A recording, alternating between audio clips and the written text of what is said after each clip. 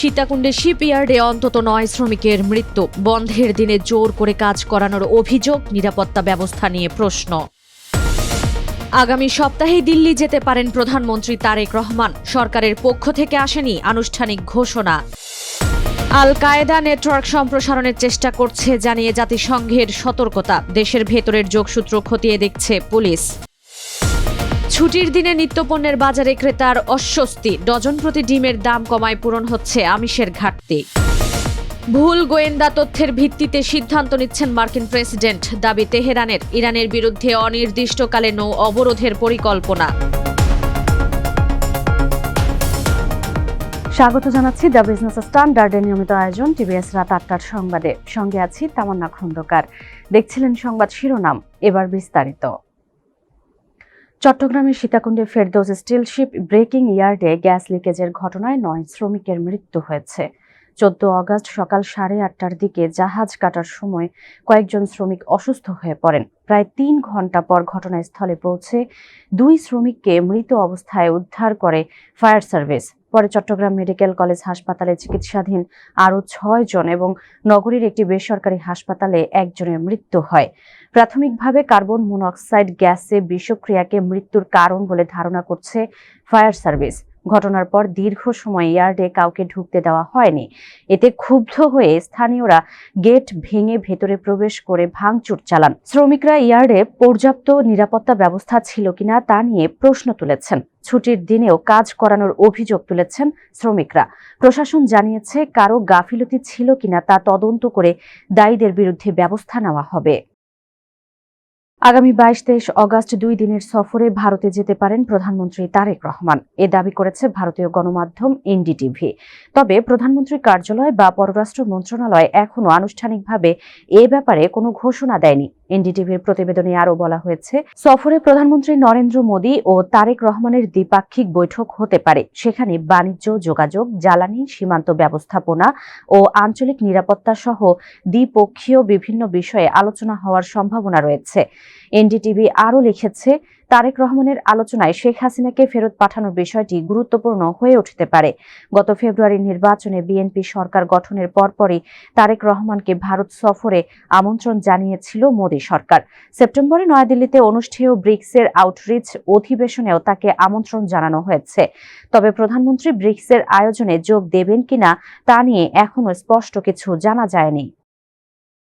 বাংলাদেশে সক্রিয় সেল গঠন করে নেটওয়ার্ক সম্প্রসারণের চেষ্টা করছে সন্ত্রাসী গোষ্ঠী আল কায়েদা, এমন সতর্কবার্তা দিয়েছে জাতিসংঘ। সংগঠনটির নিরাপত্তা পরিষদের সর্বশেষ প্রতিবেদনে বলা হয়েছে, al Qaeda in the Indian subcontinent AQIS এখন ছোট ছোট বিচ্ছিন্ন সেলের মাধ্যমে আঞ্চলিক নেটওয়ার্ক গড়ে তুলছে। পাশাপাশি তারা লজিস্টিক ও আর্থিক সক্ষমতা বাড়ানোর চেষ্টা করছে। প্রতিবেদন অনুযায়ী ২০২৫ সালের নভেম্বরে দিল্লির লাল কেল্লার কাছে বোমা বিস্ফোরণের সঙ্গেও AQIS এর সংশ্লিষ্টতার কথা উঠে এসেছে। এছাড়া বাংলাদেশকে সেল প্রতিষ্ঠার জন্য ব্যবহারের চেষ্টা নিয়ে উদ্বেগ প্রকাশ করেছে জাতিসংঘ। প্রতিবেদনে আরও বলা হয়, আল কায়েদা ও ISIL দীর্ঘদিন ধরে রাসায়নিক ও জৈব অস্ত্র তৈরিতে আগ্রহী। তবে প্রযুক্তিগত সীমাবদ্ধতার কারণে তারা এখনো বড় ধরনের সক্ষমতা অর্জন করতে পারেনি। এদিকে জাতিসংঘের সতর্কবার্তার পর দেশের আইনশৃঙ্খলা বাহিনী সম্ভাব্য উগ্রবাদী যোগাযোগ ও নেটওয়ার্কের বিষয়ে নজরদারি বাড়িয়েছে। সংশ্লিষ্টরা বলছেন, বিচ্ছিন্ন সেল ও অনলাইন যোগাযোগের মাধ্যমে নতুন করে সংগঠিত হওয়ার চেষ্টা মোকাবিলায় গোয়েন্দা তৎপরতা জোরদার করা হচ্ছে। তবে এ বিষয়ে এখনো কোনো আনুষ্ঠানিক প্রতিক্রিয়া জানায়নি বাংলাদেশ পুলিশ। সরবরাহ বাড়লেও কমেনি সবজির দাম। বর্ষা মৌসুমে সাধারণত কাঁকরোল, ঢেঁড়স, পটল, ধুন্দুল ও কচুরলতির মতো সবজির সরবরাহ বাড়ে। ফলে এসব সবজি বাজারে তুলনামূলক কম দামে পাওয়া যায়। কিন্তু ১৪ অগস্ট রাজধানীর কারওয়ান বাজার ঘুরে দেখা গেছে ভিন্ন চিত্র।